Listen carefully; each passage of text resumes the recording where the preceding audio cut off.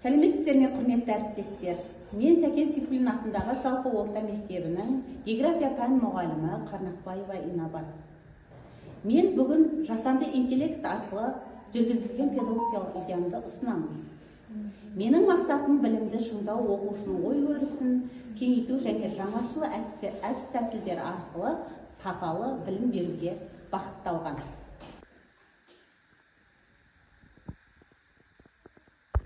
Жалпы бүгінгі сабағымыздың тақырыбында менің міндетім жасанды интеллектті кіріктіру. Педагогикалық идеямды дамытуда сабағымда жасанды интеллектпен оқушылардың жас ерекшелігіне сәйкес және оқу мақсатына бағытталған сабақтың тапсырмасын саралап етіп дайындадым. Және ол тапсырманы орындауға көмек ретінде авторлық бейне материалдар жасадым. Мысалға, мен сіздерге бүгінгі жасанды интеллект арқылы жасаған 7-9 сыныптардың тапсырмасынан кішкене үзінді көшірмесін ұсынамын. Облыстардың бір тобы жауын шашынмен байланысты. Мысалы, қардың шамадан тыс түсуі жолдардың жабылуына, қатты аяздың күшеюіне әкеледі. Ал нөсер жауын көшелерді су басып, сел қаупін туғызуы мүмкін.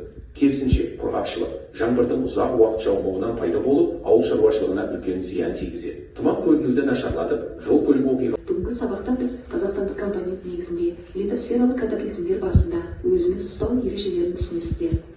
Балалар, катаклизм ол жойқын апатты жағдай, литосфералық катаклизмдерге жер сілкінісі, жанартаудың атқылауы, цунами және тағы да басқа апатты жағдайлар жатады.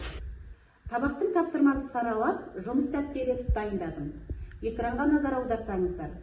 Бұл мысалға Қазақстанның қолайсыз және қауіпті құбылыстар атты тақырыбында мынандай жұмыс дәптері дайындауда. 1-ші, 2-ші, 3-ші, 4-ші тапсырмалар дескриптор арқылы берілді.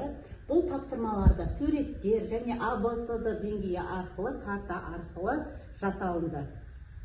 Бүгінгі сабақта жасанды интеллектті пайдалану бізге қатты ұнады. Бұл сабақтағы тапсырмалар бізге өте түсінікті болды. Жасанды интеллект арқылы сабақты түсінуге мүмкіндік алдық. Сабақ қатты ұнады. Бүгінгі жасанды интеллект арқылы жүргізілген сабағымды назар қойып тыңдағандарыңызға рахмет.